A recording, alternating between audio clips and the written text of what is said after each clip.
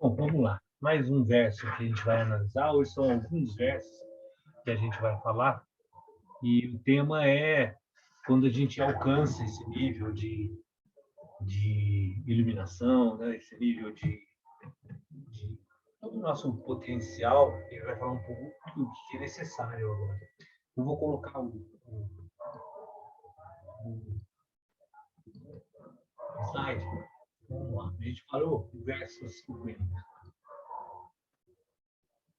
O que o versos anteriores, né? Só para a gente contextualizar. Ele vai falar uma relação dos sons com os chakras, né? Com a caminhada dos bodhisattvas. Então, ele fala que são 7 caminhos, por isso está relacionado aos chakras, né? Está relacionado a um caminho para que a gente chegue na nossa plenitude, né? Que aí chega até o último som, ele vai fazer 7 relações com os sons, né? Primeiro som do Vaishnava, e até chegar tem essa comparativo com o caminho dos bodhisattvas, que são os santos budistas, e até chegar no último caminho, que seria a explosão da Kundalini, né? Esse paralelo com a energia potencial do ser humano se tornar pleno, né? Como humano. Então a gente parou aí. E aí o verso 50, né? A continuidade disso, ele vai falar. Quando os 6 estão mortos, os 6 anteriores, os 6 passos, os 6 sons, né? O caminho para chegar até essa iluminação, e postos aos pés do mestre, então o discípulo, sempre essa relação, né? Discípulo, aprendiz e mestre, né? Sempre essa condição que é muito oriental, né? Essa condição de aprendiz. Então, o discípulo emerge no um, torna-se esse e nele vive. Então, voltando a um assunto muito recorrente em todas as filosofias orientais, é essa reconexão do ser humano a, a, a essa unidade do universo, da natureza, da existência como consciência imaterial, o ser humano se reconhecendo como parte disso, se tornando um com ele. Aí são várias metáforas do oceano com a água, enfim. Esse é o grande ponto, talvez, da humanidade entender, né, que nós não somos seres individuais, esse princípio do ego. Então, quando termina essa caminhada com 6, o discípulo chega nesse ponto. Acho que o grau maior de compreensão, né, do ser humano é ele realmente se entender como uma parte, né, dessa existência em si. Então, os 6 princípios, né, essa referência das personalidades interiores, de individualidade, da gente como animal, esse caminho que a gente faz saindo do animal com o nosso corpo, a nossa mente, até alcançar essa possibilidade de iluminação no sentido de compreensão profunda. E aí essa visão de Brahman, né? Brahman é esse nome que se dá a tudo, né? Ao todo, ao absoluto, à realidade, à inexistência, né? O que gera a existência. É muito correlacionado ao silêncio, né? Então, a gente em algum momento falou a questão do japa, né? Que é a repetição, o mantra, intervalo entre um e outro, e sempre essa busca pelo intervalo, pelo entre a inspiração e a expiração. O que significa? Significa esse espaço vazio, onde tudo contém, dali se manifesta. Você faz um som para fazer outro, existe um espaço de vazio, de nada, onde, na verdade, essa inexistência ela é com toda a potencialidade para existir. Então, e isso é imutável, tudo está ali, tudo existe nesse intervalo, nesse vazio, nesse ponto entre uma coisa e outra. Né? E, na verdade, o universo é feito desse vazio que se manifesta de várias formas. Entrar, né, nessa percepção de todo, do Brahman, do absoluto, é a finalidade de toda a busca de sair dessa roda de impermanência preso no nosso corpo, que é chamado de samsara. Então, aí o verso 51 ele fala: antes de penetrar na senda, nesse caminho, né? Antes de entrar nesse caminho, tens de destruir o teu corpo lunar, purificar o teu corpo mental e limpar teu coração. Então, 3 pontos que talvez a gente consiga falar hoje, senão a gente continua. 3 pontos básicos para para penetrar na senda, entrar nessa caminhada, né, de chegar até a iluminação. Então, vamos pensar na gente, né, quais são os pontos fundamentais que a gente tem que focar na nossa vida para que a gente consiga essa capacidade, né, de plenitude humana. Primeiro, destruir o teu corpo lunar. O que é o corpo lunar nessa linguagem da tradição tibetana? O corpo lunar é essa formação, quer dizer, é o corpo. Rupa significa forma, Kama Rupa, né? Forma, Kama, de Kama Sutra, né? Kama significa desejo, e Rupa, forma. É o corpo do desejo, é aquilo que nos prende a essa condição de estar sempre buscando satisfação dos desejos. É um corpo mais grosseiro, é a forma que a gente externaliza a nossa existência. Então, primeiro tem que destruir isso, esse é o ponto, né? E a gente vai ver um pouco sobre essa questão de destruir o desejo.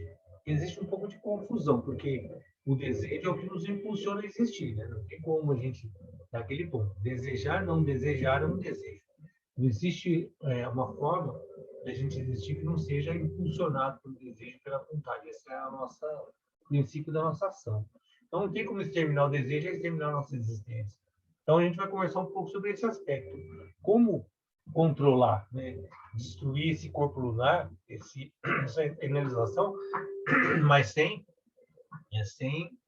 destruir a própria existência, né? Então, eu acho que é um dos mais, talvez, que a gente deva gastar um pouco mais de energia tentando entender essa relação que a gente tem entre uma busca de algo que transcende a matéria, mas a gente é matéria. Então, não tem como separar. Até falei um pouco disso na live, estava falando de espiritualidade, e foi o que a gente conversou no sábado, até que o Wesley levantou a questão da mente, né? A mente, ela é um instrumento que a gente tem que usar, ela pode ser bem usada ou mal usada, né? Não é uma questão de negação, mas é uma questão de saber como usar, assim como o corpo dos desejos.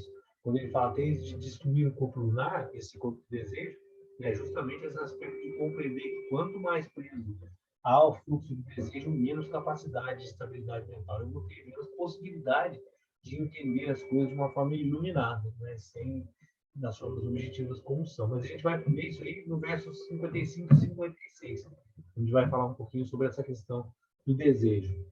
Depois, ele fala de purificar o corpo mental, né, que é um ponto fundamental. Nossa mente é um instrumento no qual tudo a gente pode fazer através dela.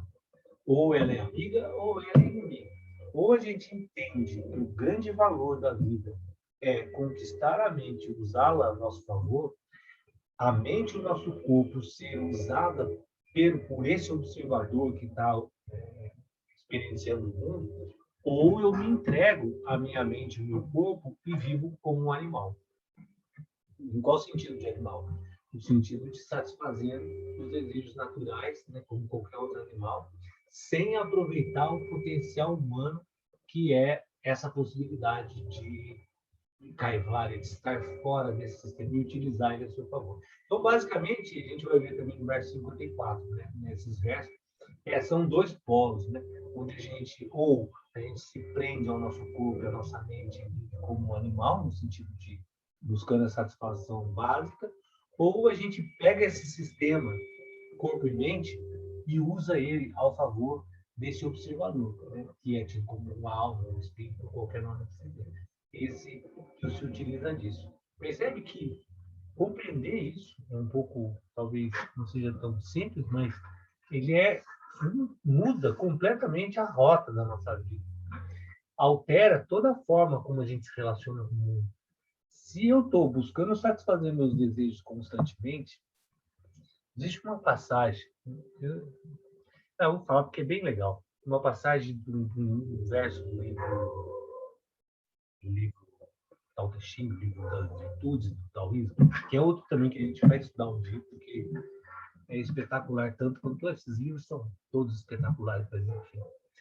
Onde ele fala sobre o governante, né? Ele fala sobre os aspectos do que é um bom governante e a relação de nós com essa questão de governança, e faz a gente refletir sobre um ponto muito interessante, que eu estava falando sobre esse aspecto. Ou a gente está entregue ao corpo, ou a gente utiliza o corpo e a mente, ou a gente utiliza o corpo e a mente ao nosso favor. E quando ele fala desse aspecto do governante, tem duas visões, né? Uma da gente entender os governantes como governantes, governando, né, o seu povo, os reinos, e a gente como governante da nossa própria existência. Então, quando a gente cobra muito, né, externalizando a nossa existência, a gente cobra muito que as pessoas façam algo, né, principalmente no nível de governança. Né? Os governantes façam coisas, a gente concorda ou não concorda, e gera toda uma visão sobre isso. O grande aspecto que é interessante é a gente se colocar como governante do nosso próprio corpo. É a primeira coisa no qual a gente tem capacidade de governar é o nosso corpo e a nossa mente. O que é um bom governante? É aquele que dá possibilidade aos governados de viverem de forma harmônica e estável, com todas as condições básicas de existir. Se a gente pegar o governante sobre uma questão de nação, ele tem que dar a condição da pessoa existir, casa, moradia, rede sanitária, saúde, educação, tudo que é falado aí. Então, passa para o nosso corpo. Nós governamos o nosso corpo. Porque, veja só, né, quando a gente consegue ter essa capacidade de observação, né, de transformar nesse observador, é a única possibilidade de a gente ver que eu não sou o meu corpo, não sou minha mente, então eu utilizo eles, eu governo eles. E aí, pensa no nosso corpo como sendo governado. O que a gente faz? Se você pensar, por exemplo, né, no nosso estômago, ou no nosso rim, ou qualquer órgão que seja, o que ele precisa para viver de forma natural e ter todas as condições para viver bem? Como um governante, eu preciso gerar ao meu governado a capacidade de ele viver bem. O que eu faço? Eu pego uma substância, qualquer que seja, um açúcar ou uma Coca-Cola, e jogo a Coca-Cola dentro do meu corpo e faço com que aquele governado, que é o meu estômago, os meus órgãos, trabalhe de uma forma absolutamente desarmônica, tentando sustentar aquilo que o meu ego propôs para mim. Eu quero satisfazer o meu desejo, por isso eu faço o meu corpo trabalhar de forma absolutamente desorganizada, até gerando doença, para satisfazer o meu desejo. O que um governante faz, na verdade? Ele faz todo um sistema para satisfazer o que ele acha, utilizando-se dos instrumentos e azar o povo que é governado. Por que eu estou falando isso?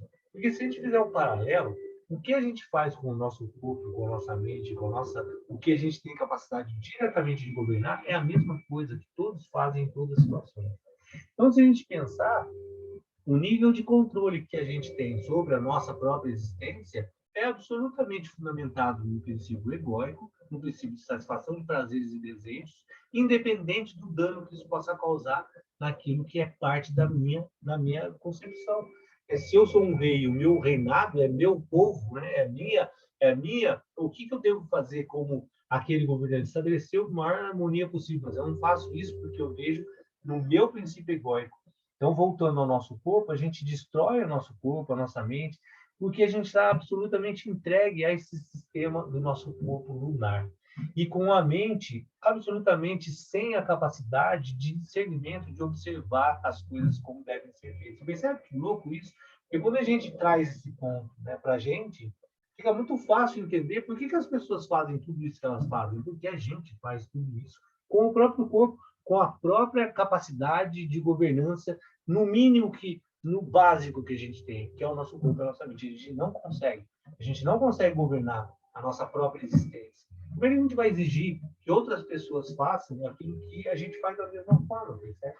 Então, esse ponto que ele entra ali, antes de penetrar nesse caminho, na senda, destrói seu corpo lunar, que é o de desejo, e limpa a sua mente. E o coração, que é a mente, né, da realidade, tipo no yoga, no yoga não, né, nessas filosofias védicas, né, existe um corpo mental, né, que está no cérebro, e um corpo da realidade que está no coração. O coração seria a mente da alma. Então, 3 pontos para que a gente vai começar a desdobrar um pouco, né?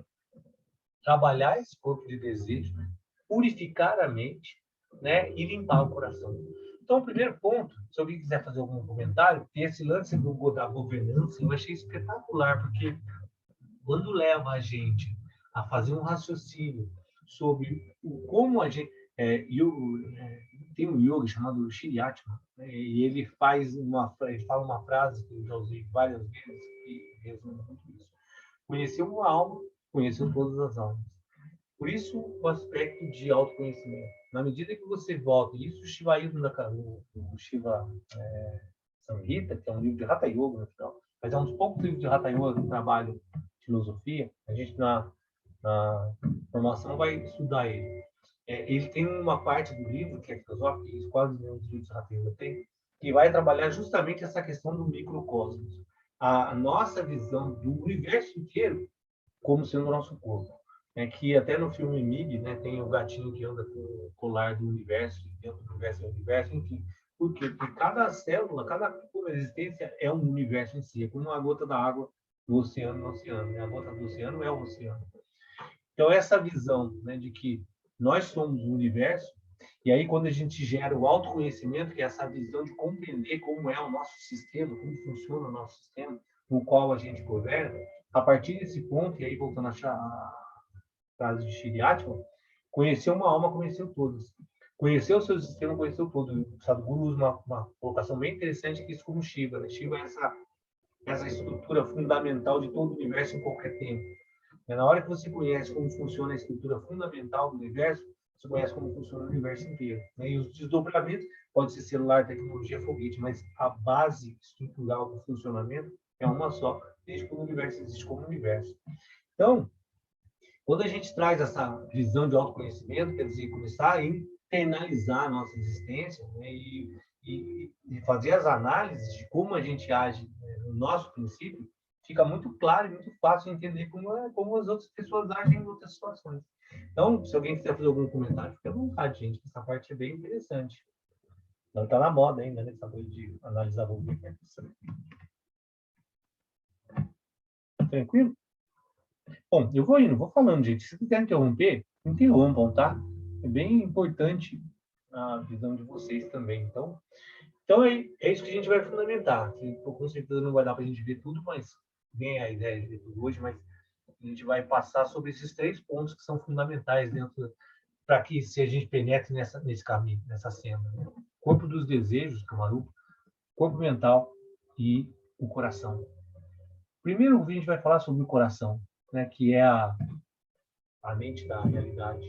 E aí eu vou usar para falar de coração o Dalai Lama. O Dalai Lama eu acho que a grande santidade, a grande personalidade contemporânea espiritual hoje, talvez ele seja um dos maiores, com certeza. Purificação do coração, compreende no quê? Em alguns pontos: justiça, perdão, tolerância, compaixão e amor. Na verdade, é um aspecto de uma coisa só, 2 aspectos da mesma coisa. Presença mental e paz também.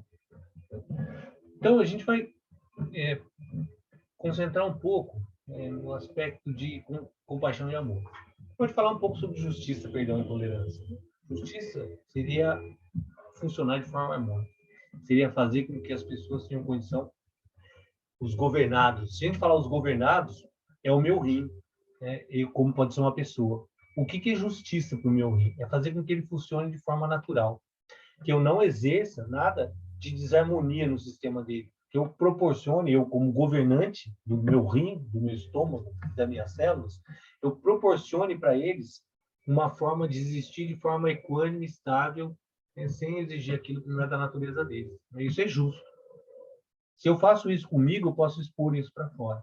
Esse é o grande ponto. Se a gente não consegue introspectar toda a existência, né, e gerar na gente uma existência, um mundo real para nós, é muito difícil com que a gente consiga fazer isso numa relação externa.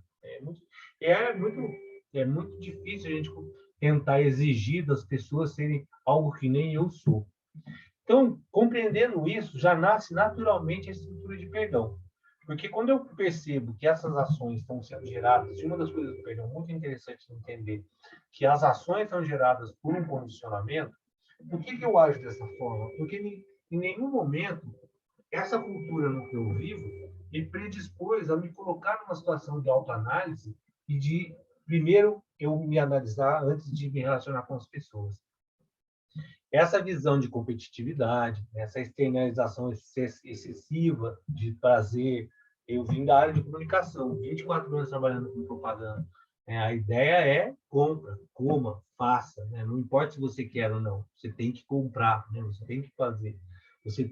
É gerado uma necessidade nas pessoas que elas, no final, não conseguem viver sem determinados produtos que são criados.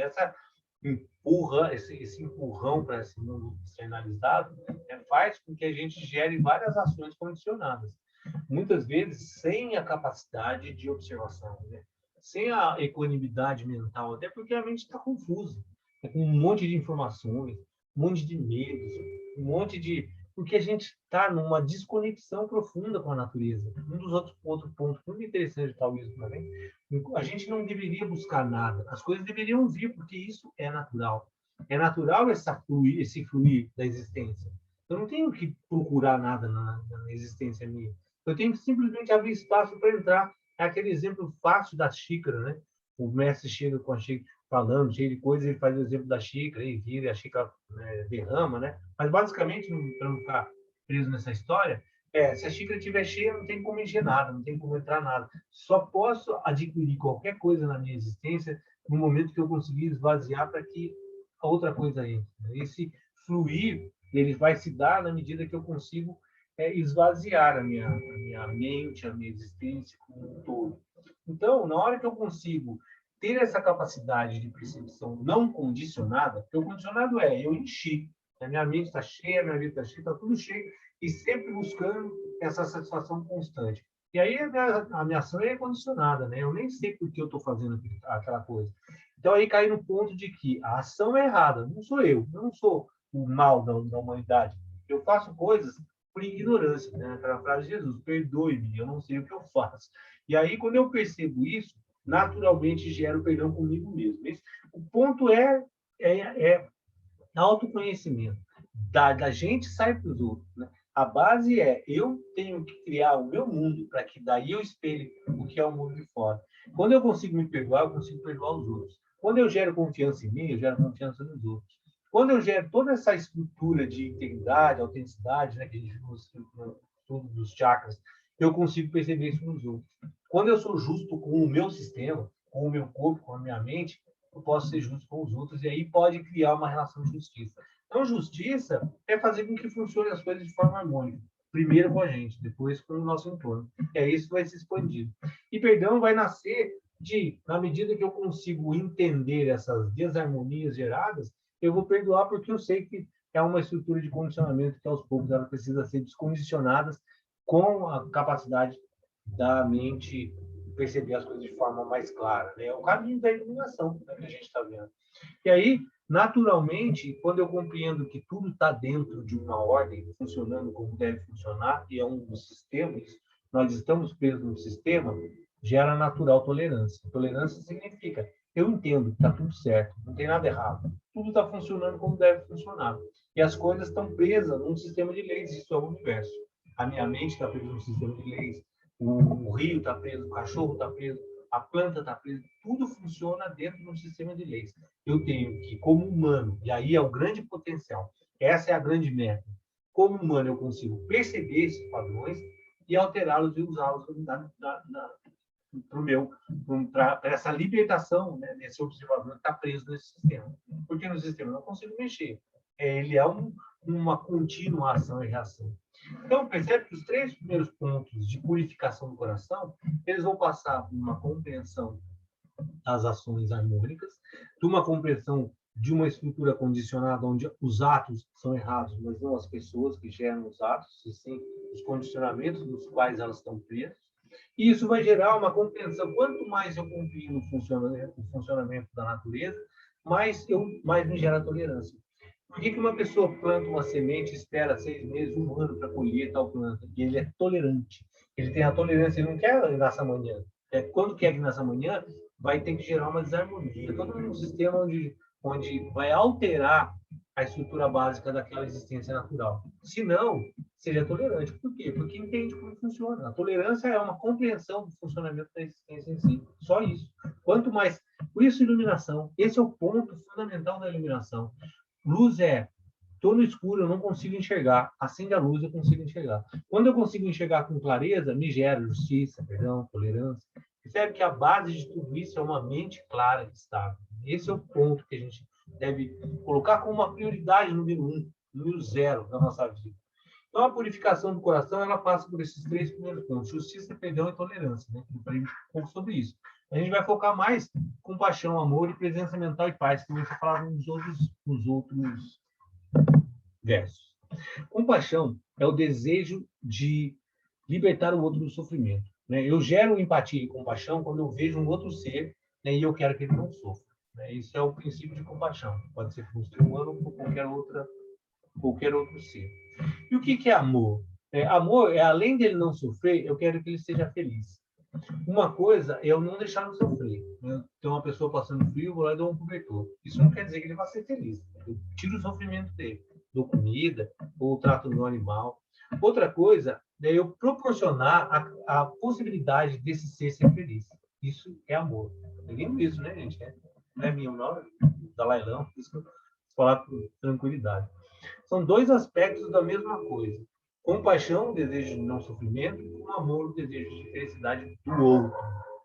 Só que o egocentrismo, né, que é toda essa visão, né, que a gente tem só para os nossos bem-estar, inibe a forma de amor pelos outros, porque a felicidade do outro ela vai passar primeiro pelo meu bem-estar. E aí isso afeta todo o sistema, né? Como ele coloca, em maior ou menor grau, tudo é afetado por essa falta de amor, por essa falta de compreensão de uma unidade. Percebe que lá no verso anterior, quando se chega no último grau de compreensão, é o grau da unidade. A unidade desfaz tudo isso. Tudo isso está sendo falado, ela sempre vai passar pela perspectiva da individualidade. Na hora que eu sou um ser individual, tudo isso acontece. Na hora que eu consigo perceber uma unificação nessa existência, tudo isso se destrói. É o ponto final da caminhada. Eu realmente realizar essa capacidade de compreensão, de unificação. Enquanto eu não entender isso, todas as perspectivas vão ser vistas de modo egóico. Então, para que seja verdadeira, para que a verdadeira felicidade brote, né, precisamos de uma mente calma, presente, em paz. Por quê? Porque só assim eu consigo observar as coisas da forma como elas são, sem envolvimento egóico, emocional, e sem toda uma ideia que eu crio sobre as situações, todos os valores que eu agrego sobre os objetos. E é isso que gera a incapacidade de presença, calma e paz, que só é originada quando eu tenho uma mente clara, em paz e uma atitude compassiva. E aí ele vem com uma colocação bem interessante. Como é que se desenvolve essa atitude compassiva? Não é só acreditando que a compaixão é importante, né? Esse é um ponto. Porque isso tudo que eu estou falando aqui, né, pode ser, nossa, que bacana, mas e aí? E amanhã vai mudar? Hoje vai se tornar, as pessoas se tornarão mais compassivas, até porque não sou eu que falei, isso o Galera não falou, e ele fala isso a existência dele inteira. E todas as vezes que ele vai fazer um discurso, ele vai sempre pautar em algum ponto o aspecto da compaixão. E mudou alguma coisa para alguém? Às vezes não. Pode ser até que tenha mudado, mas de uma forma geral é muito difícil. Então, como é que é preciso desenvolver uma atitude compassiva? De novo, o ponto fundamental é preciso um esforço. É preciso um esforço diário para que a gente transforme o nosso pensamento em comportamento. Como é que eu transformo o nosso pensamento em comportamento? Primeiro, gerando um comportamento meu, né? E aí eu volto ao ponto da governança do nosso corpo. Se eu não consigo estabelecer uma disciplina, uma governança sobre a minha própria existência, percebe? É muito difícil eu conseguir gerar uma relação de compaixão, felicidade com outra pessoa, sendo que eu não tenho compaixão comigo mesmo. Eu não tenho a capacidade de libertar os meus órgãos do sofrimento. Na medida que eu coloco uma substância, né, que gera uma desarmonia interna, eu estou colocando um órgão interno meu para sofrer. E ele é parte de mim, eu não consigo entender isso. Nem o que é dentro de mim eu consigo perceber como uma unidade. Às vezes eu não consigo entender que o meu corpo é uma coisa só, quanto mais eu e o universo somos uma coisa só. Percebe? Esse é o grande aspecto de individualidade e é o falso ego, chamado falso ego. Então, como é que eu vou fazer? Desenvolvendo uma estrutura nova de pensamento. Para isso, eu preciso acalmar minha mente. Percebe que é um conjunto de ações que não se desdobram uma da outra. Não tem como separar.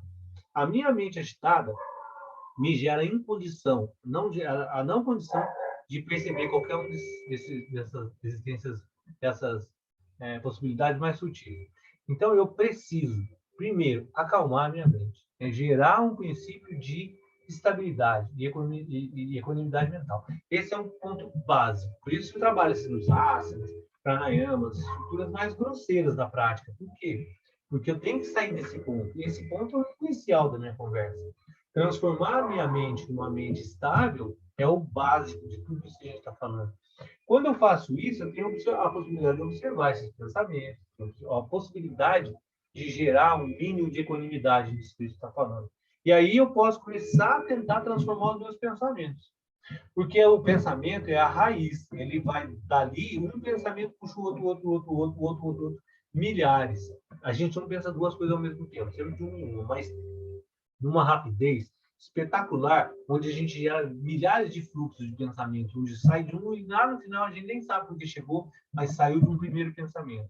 Quando eu não consigo transformar essa raiz, né, dos pensamentos, eu jamais vou conseguir transformar o meu comportamento.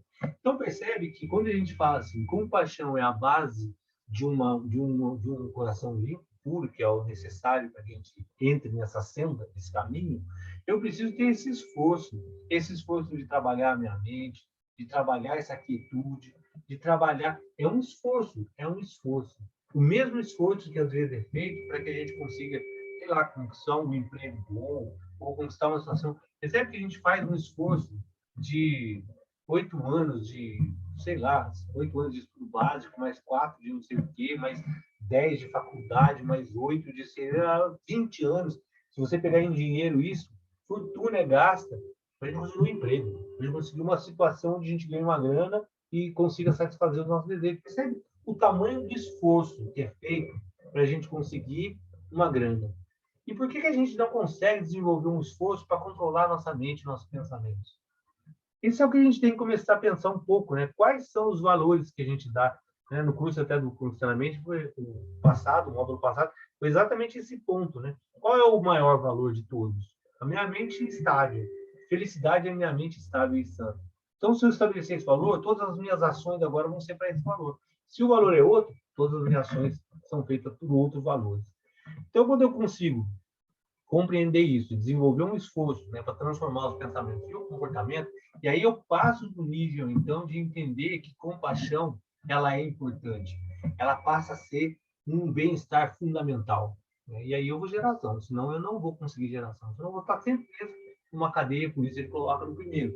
Destrói seu corpo de forma, seu corpo de desejo, corpo de desejo. Então, muitas formas de sentimentos compassivos, não sei como ele está colocando no texto, mistura com desejo e apego.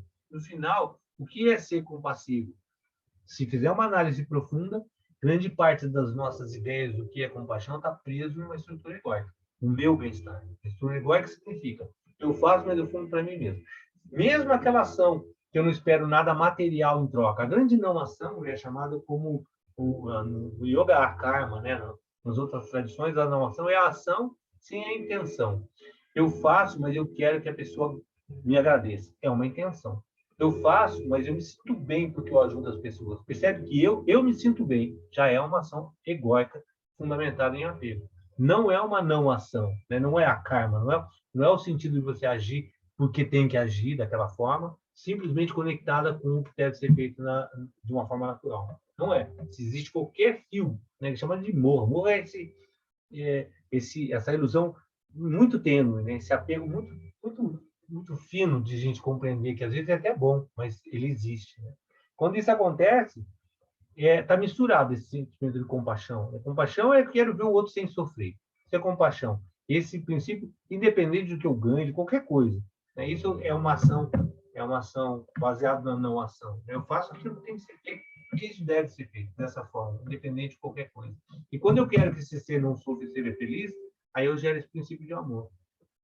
Mas então, voltando, isso deve ser construído, né? Motivado muito mais pela compreensão, né, da necessidade da harmonia como um todo, do que qualquer outro aspecto de apego pessoal.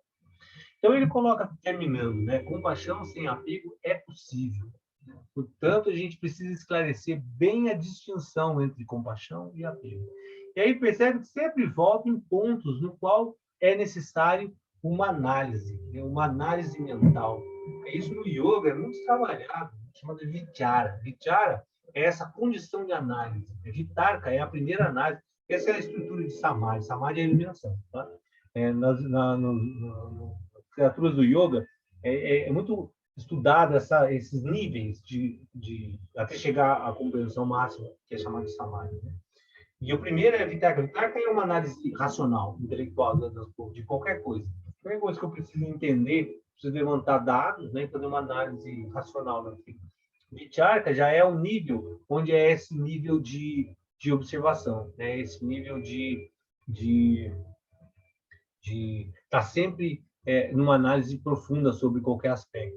Então, quando ele coloca isso, né, é preciso a distinção entre o que é compaixão e o que é apego. Esse entra no nível de vichara.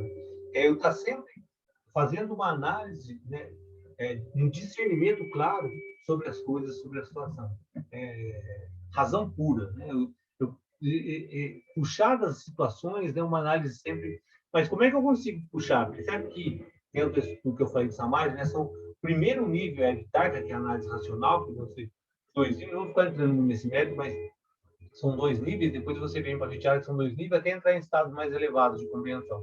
Mas para eu chegar no estado de Vichara, de uma análise de discernimento, eu preciso passar pelo primeiro. Para eu passar pelo primeiro estágio, eu preciso ter um nível de concentração, a capacidade de desenvolver concentração. Percebe que é uma escada, né, aonde, resumindo, eu preciso primeiro ter minha mente serena e quieta para que eu tenha a capacidade de concentração.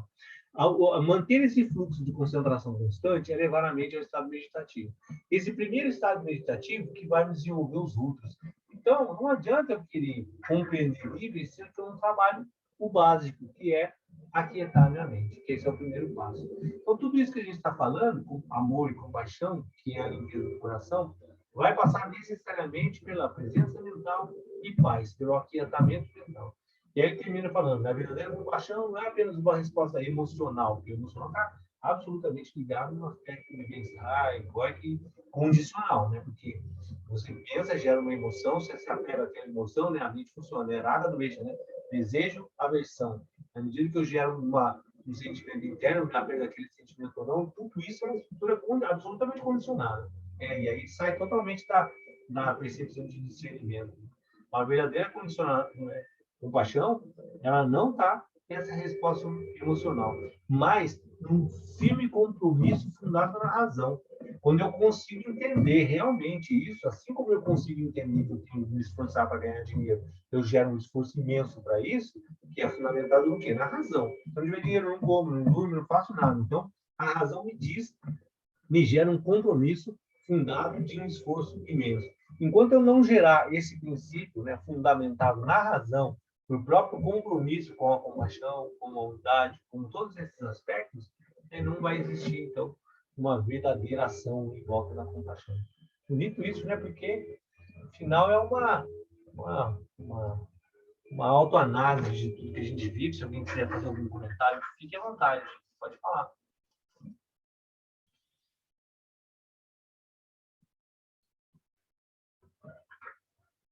Ninguém quer falar nada? Então, eu vou falar do verso seguinte. Se a gente falou tanto do aspecto de presença e paz, fundamentando a compaixão, o verso 52 vai falar: as águas puras da vida eterna, límpidas e cristalinas, não podem misturar com as torrentes lamacentas detrás da monção. Aí os dois versos são complementares. A gota de orvalho do céu brilhante no coração do lótus, ao primeiro raio matutino, ao cair na terra, converte-se num pingo de lama. Eis que a pérola é agora uma partícula do ouro. Na hora que a gente entrou nesse mundo, a gente está nessa torrente lamacenta, tempestade da monção. Essa quantidade de informações e toda essa estrutura que a gente está preso, né, dentro da nossa cultura, da forma como a gente vive. Então, na hora que a gota do orvalho, que é pura, a nossa alma pura, né, brilhante, do coração de lótus, o primeiro raio de nascimento matutino, onde a gente se apresenta ao mundo, na hora que a gente cai na terra, na hora que a gente nasce, a converte com um pingo de lama. E aí a gente já está totalmente contaminado da nossa existência. E é bem essa expressão metafórica que ele faz, né, da gota do orvalho brilhante no coração, ver o raio cair na terra. A gente faz pode fazer uma comparação com o nosso nascimento, né? A gente está lá no útero, é receber uma alma limpa, pura, a gente está totalmente protegido dentro do ventre da mãe, sendo nutrido, totalmente conectado à natureza em todos os sentidos. E aí, de repente, a gente sai. Quando a gente sai, já toma um tapa do médico, já vem uma luz na cara, né? Já vem o outro falar, já vem um monte de coisas acontecendo que, num pingo de lama, eis que a pérola é agora uma partícula de ouro. Porque daí a gente já entrou no mundo e já tem a mãe, a tia, a avó, já estão falando, já tem que pôr roupa, já tem que prender uma chuca na cabeça, já tem... Percebe? Já começou a construir um universo de ilusões, um universo onde já se prende. Se a menina usa rosa, né? Se o menino usa azul, já começa todo um sistema de ideologia sendo montado em cima daquele ser que está puro, né? Então, a gente já nasceu dentro dessa estrutura, né, que vai nos contaminar e que não tem jeito de ser. E o exemplo da flor de lótus é bem voltado a isso, né? A gente nasce da lama, mas tem a capacidade de atravessar tudo e florir sem se contaminar com a lama, né? Esse é o grande ponto, né? Por isso que é usado também o cisne, né? Hansa, no sânscrito, né? Cisne. Paramahansa, alguém já viu Paramahansa Nityananda, né? Paramahansa Yogananda. Paramahansa é o título que se usa de o grande Hansa, o grande Hansa, né? O grande cisne. Porque o cisne ele consegue separar a água do leite. Ele tem essa capacidade que é, metaforicamente, é o discernimento, de separar uma coisa da outra. Então, quando a gente entende que a gente está absolutamente condicionado a uma existência que nos tira a pérola em um segundo e transforma em outro, deve haver sempre um esforço, né? Um esforço. Na hora que existe uma compreensão, eu até já comentei isso, né? Nas tradições, quando você ganha um nome espiritual, quando você encontra o guru te tira da escuridão, entre toda essa relação, aí você ganha um nome. Por que o nome? Né? Porque você ganha um novo nascimento. E é bem assim na vida da gente, né? A gente vai vivendo até um ponto no qual comece a gerar algumas percepções da vida diferentes do que a gente foi condicionado. Aí, em um determinado momento, a gente começa a buscar um caminho. E esse é exatamente esse grupo de versos que está falando, né? Onde aí o caminho vai se dividir, faz essa metáfora de 7 sons, etc. E aí começa uma caminhada onde parece que a gente renasce, né?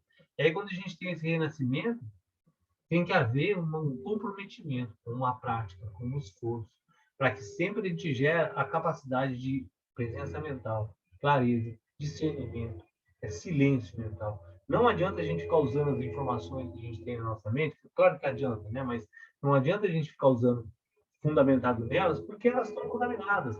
É quando eu nasci, alguém já foi lá e colocou alguma coisa na minha cabeça, dizendo que eu era tal coisa, um nome, já me colocou numa grande estrutura de condicionamento, onde isso foi gerando memórias, né? Todas essas informações.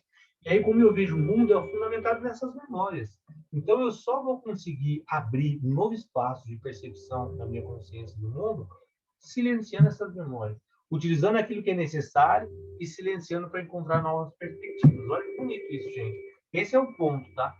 Usa a memória com aquilo que é necessário e abra espaço para aquilo que é o novo. Só que eu só vou conseguir fazer isso se eu tiver a capacidade de silenciamento, de manter a minha mente quieta ao ponto de observar o que da minha memória é importante e o que é da memória já não serve mais na sua memória. É gerar essa possibilidade de ranço do cisne, do grande cisne, separar o leite da água. Na hora que eu consigo ter esse nível de discernimento, eu começo a gerar um novo nascimento.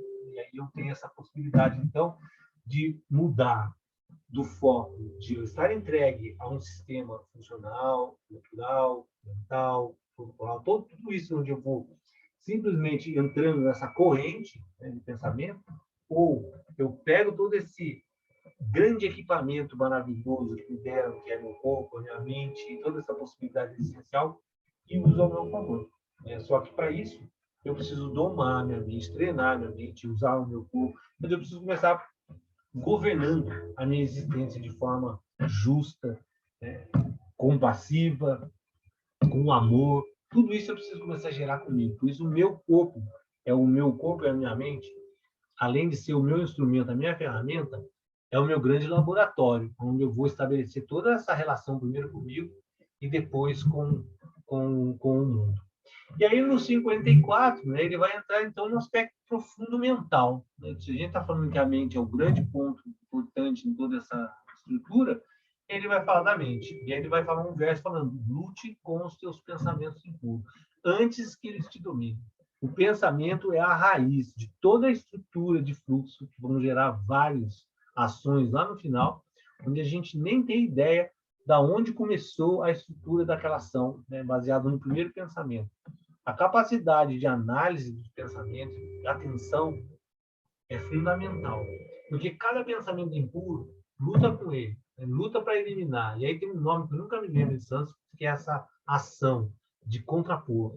Né? Por uma coisa ruim, pensa outra coisa. Por uma coisa que não serve, ruim no sentido de não é útil, pensa outra coisa que sobrepõe aquilo. Eu já falei isso, né? No começo vai parecer que é falso isso, porque na verdade eu estou só inventando, eu estou gerando autossugestão, a gente vai gerar uma percepção de falsidade nisso que está fazendo. Mas com a repetição, uma coisa sobrepõe a outra. Então, se eu tenho um pensamento que eu quero substituir, substitua. No começo vai ser difícil, vai ter resistência, a mente vai ver esse aspecto como falso, mas insista, insista, insista, insista, insista, 1000 vezes depois sobrepõe um pensamento sobre o outro. Então, esse é o primeiro ponto. Lutar contra aquilo que traz impureza, traz não capacidade de... não serve para nada. Até no Yoga Sutra, a gente estudou nos outros cursos, né? É bem interessante que o Patanjali faz uma colocação de 5 estágios mentais, justamente de 5 manifestações da mente, justamente para a gente começar a entender, né, o que é imaginação, o que é percepção direta. Ele classifica 5 formas de pensamento para que a gente, nessa questão, né, de análise, né, a gente consiga perceber isso é imaginação, isso é pensamento, isso é sonho, isso é classificando os pensamentos para que a gente consiga ter uma capacidade maior de domínio, né? Se isso é uma imaginação, não tem sentido, para aqui, não tem por que desdobrar outros pensamentos, tenta acessar na raiz. Então, uma frase linda desse verso: trata-os como eles querem tratar-te, porque se os poupas, criarão raízes e crescerão. E repara bem, esses pensamentos te dominarão e matarão. Olha que legal isso. Vai no âmago da questão. Se você deixar, eles vão te matar. É exatamente isso, né? Na medida que eu não tenho domínio, eu não tenho a governança sobre o meu sistema, eu vou me destruir no final. E vou começar pelo pensamento, vou gerar nas ações, eu vou destruir esse sistema. A cautela te discípulo, né? Como sempre. Não deixe de aproximar nem mesmo na sua sombra, porque essa crescerá.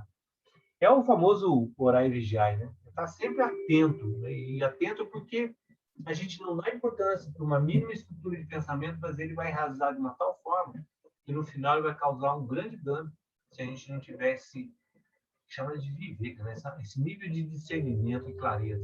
Percebe? Tudo volta nesse ponto. Capacidade de equanimidade, serenidade, silenciamento, quietude mental. Esse é o grande ponto, é a grande conquista humana. Né? Se você tem isso, grande parte desses outros problemas vão ser resolvidos de forma muito mais serena se você tem essa capacidade de observação, calma, serenidade. Aumentará em tamanho e poder. Então, essa coisa escura absorverá o teu ser antes que ele tenha te percebido bem da presença do monstro de onde ele é. Então, é basicamente isso, né? Esses primeiros pontos que foi colocado, que é a necessidade de lutar com a mente e trazer ela como um grau de domínio, limpeza, estabilidade e quietude. Todo esse domínio mental ele passa pelo princípio de quietude, né? E estabilizar a capacidade de aquietamento. Porque não é através de raciocínio lógico, de estruturar, eu vou fazer, vou acontecer, é quietude. Quanto mais quietamente está, mais possibilidade de percepção. Um exercício que a gente sempre faz nas aulas, não sei se vocês percebem, que é todas as aulas, praticamente todas eu tenho tentado usar isso, que é esse momento de testemunha, de observador. Observe seu corpo, observe sua mente. É um treinamento. Você fizer isso todos os dias. Né? Quem está mais gabaritando as aulas, todos os dias, observa sua mente, observe seu pensamento, vai gerando essa possibilidade de quietude e observação. Quietude e observação. E percebe que não é uma estrutura de afrontamento, né? Eu vou dominar, É o contrário, eu vou aquietar. Quanto mais sereno, mais quieto, mais possibilidades abre-se e mais capacidade de observação de tudo isso. Então, eu vou parar aqui no 54, porque agora vai entrar, então, no corpo dos desejos, que é o controle dos desejos, que daí é uma outra história, que é bem interessante também. Por favor, fiquem à vontade, falem o que vocês quiserem.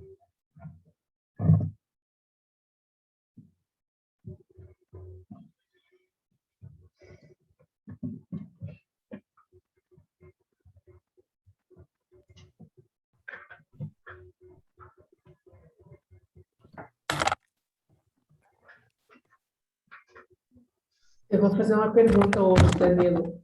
Fiquem à vontade. Eu até escrevi aqui. É o seguinte, queria saber, por exemplo, a depressão, ela pode estar ligada a essa questão que você coloca do controle da mente diante assim, da realidade, essa realidade que eu falo, esse imbróglio da nossa vida, né? Tem um aspecto da depressão fisiológico, né? Que é um aspecto que eu não entendo, não sou médico, então não posso falar. Então, existe uma parte física nessa estrutura depressiva, mas muito dela existe uma incapacidade da gente entender o mundo como ele é de forma objetiva, e isso gera grande parte dos transtornos, seja de ansiedade, seja depressiva. A ansiedade depois se transforma em depressão. A incapacidade da gente lidar com as situações é que gera esse princípio de depressão. Então, percebe que isso que a gente está falando agora, esse exercício, né, ele é fundamental para que a gente consiga, no final, sempre ter uma capacidade de ser objetivo. Objetivo significa o quê? Eu ver as coisas como são. Eu tentar analisar o mundo de forma clara, né, serena, e sempre de forma objetiva, sem aspectos emocionais, ideológicos. O fato de acontecer um acidente comigo e eu não admitir isso, já é um princípio de não conseguir olhar as coisas de forma objetiva. Tem um documentário passando no Netflix, foi colocado semana retrasada ou passada, que é da vida do Schumacher. E vale muito a pena ver, porque passa bem por esse aspecto, que quando uma pessoa chega a um ponto, de vários momentos colocado para ele, né, que ele faz alguma coisa e erra, o outro vai lá para alerta e fala assim, não, mas eu não erro. Ele falou assim, mas algum dia você errou? Ele falou, não me lembro. Ele tem essa percepção de que nada vai acontecer de errado com ele e passa isso para a família inteira. No entorno da existência da família, acha que o Schumacher, 7 vezes campeão mundial de Fórmula 1, que conquistou tudo, nada acontece com ele. É impossível algo acontecer de errado. Por que eu estou citando esse exemplo? Porque na medida que você gera uma percepção não objetiva e clara, fica quase que impossível você aceitar que como uma pessoa dessa vai fazer um esqui, cai, bate a cabeça e fica em coma 20 anos. Acabou com todo aquele panorama heróico, destruiu em um segundo que ele bateu a cabeça. Por quê? Porque ele é ser humano e quem bate a cabeça fica em coma, é natural, percebe?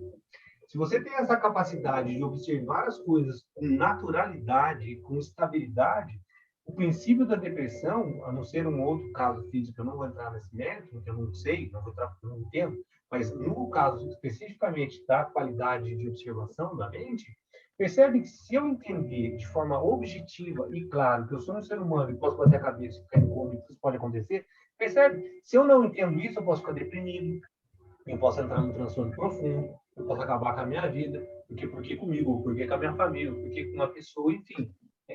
Tudo isso gera um princípio de quê? De não compreensão. A não compreensão passa por um aspecto profundo de apego às nossas emoções, às nossas ideias. Eu quero que o mundo seja aquilo que eu imagino que é, e não o que ele é. E aí eu não posso sofrer acidente, não posso ter humilhação. Tem uma outra passagem, talvez, que é muito bacana, né? Ele fala que os dois são perversos, tanto a humilhação quanto o sucesso. Só que a humilhação é pior, é melhor. Porque a humilhação você já chegou no fim, não tem mais. Você só tem a crescer. E quando você está no sucesso, você fica o tempo todo com medo de perder. Então, o esforço é gerado, que é gerado, né? Para sustentar essa ideia é muito pior. Hoje é interessante essa ideia. Porque no final, você ter um dia de sucesso e de fracasso é natural, é a vida. É a vida, não tem nada errado, nada certo. Então, não sei se eu respondi a sua pergunta, mas esses aspectos de transtorno, passam muito por essa incapacidade de serenidade, de percepção com clareza. Então, esse exercício que a gente faz, né, das práticas, dos asanas, de tudo isso, é um esforço diário para tentar levar essa capacidade de manter a mente quieta e observar as coisas como são. sem envolvimento. É tanto que é um exemplo que eu dou sempre também, né? Se você pega a relação entre psicólogo e médico, não pode ser da família. Por quê? Porque quando é da família tem um aspecto emocional. E quando tem um aspecto emocional, tira o discernimento, a razão, a clareza. Então, eu tratar de uma pessoa que eu nunca vi, eu vou lá e faço o que tem que fazer. Eu tratar da minha filha, já mudou tudo. Eu já perco completamente a clareza, percebe? Entendi. Obrigada.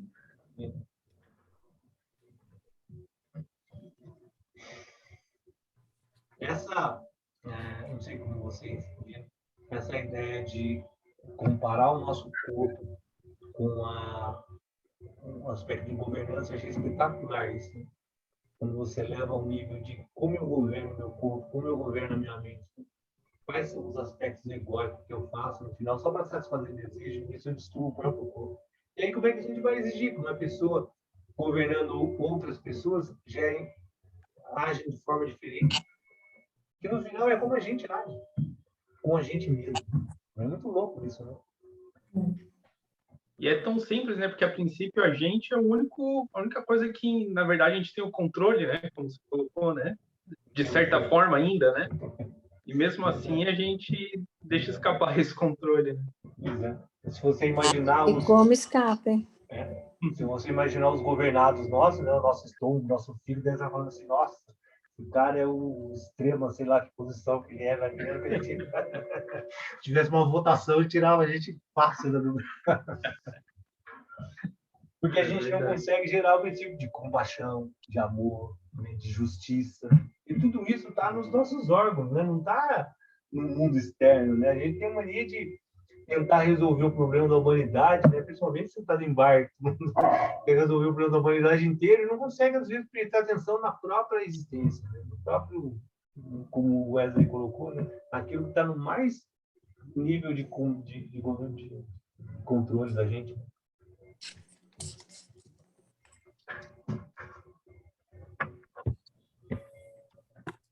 Gente, tranquilo?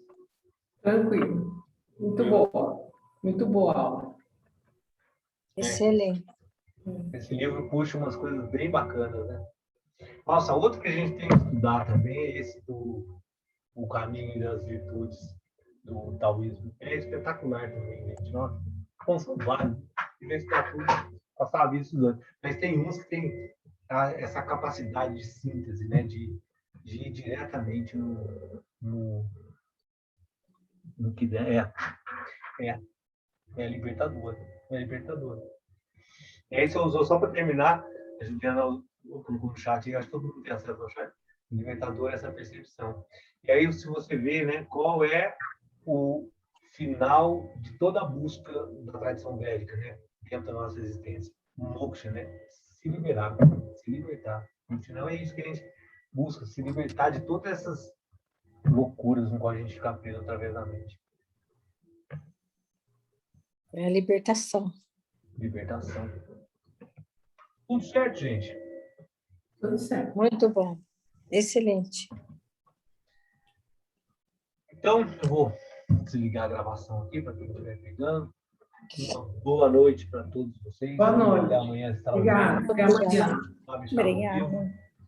Boa noite para todos. Boa noite. Boa noite. Bom descanso. Boa noite para Boa noite. todos. Tchau, tchau. Obrigada.